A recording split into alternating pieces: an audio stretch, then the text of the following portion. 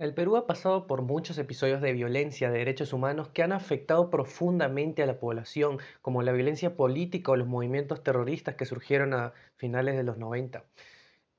Bueno, se tiene que entender primero que la violación de derechos humanos son eventos persistentes en el tiempo, es decir, que aunque, aunque estemos en el presente, en pleno 2024, todo esto sigue ocurriendo incluso en nuestros días. Además, también se tiene que entender que esto es algo habitual.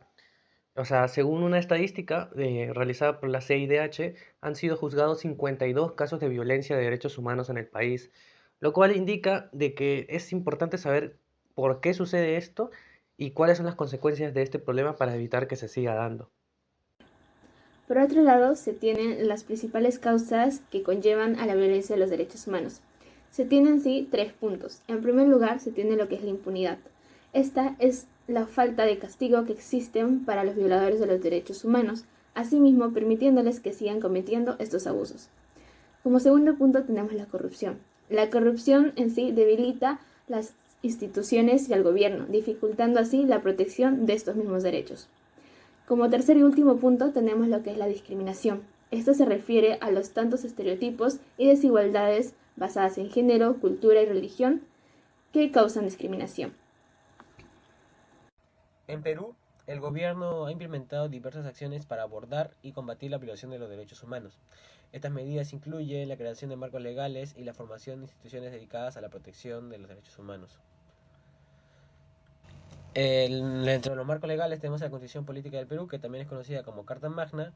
Es una ley suprema que establece el marco legal, la justicia y las normas que rigen el país. Además, define la estructura y organización del Estado peruano.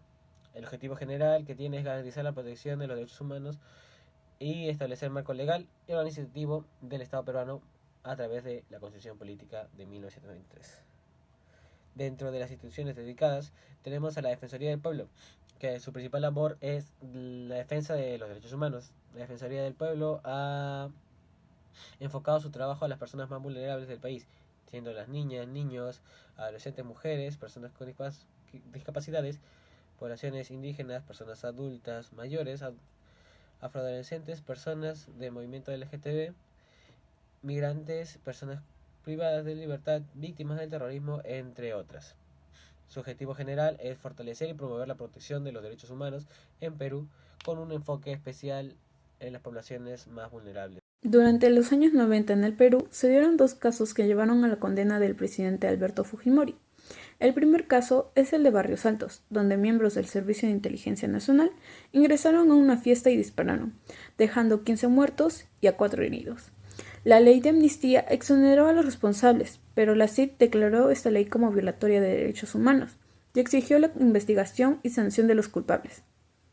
El segundo caso es el de La Cantuta, donde miembros del ejército y el grupo Colina secuestraron y asesinaron a un profesor y a 9 estudiantes de la Universidad La Cantuta. Los responsables fueron condenados y la CID validó los hallazgos de la Comisión de la Verdad y Reconciliación, confirmando la práctica de crímenes de lesa humanidad. Yo sí pido disculpas, ahora que estamos en este proceso, a todas estas víctimas, realmente, tanto aquella producida por las fuerzas del orden como por lo del MRTA y el Sendero. A mí me dolía en el alma. De personas afectadas tenemos dos casos, caso de Barrios Altos y el de La Cantuta. En Barrios Altos, en 1991, el Grupo Colina, una unidad de servicio de inteligencia del ejército, irrumpió en una fiesta comunitaria en Barrios Altos, disparando indiscriminadamente y causando la muerte de 15 personas, incluyendo un niño de 8 años y dejando 4 heridos.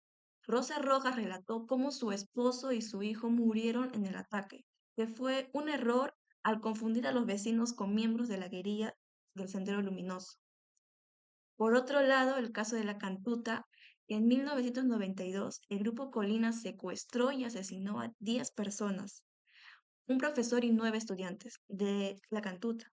Este ataque también fue un error, ya que se creyó que las víctimas estaban vinculadas con Sendero Luminoso.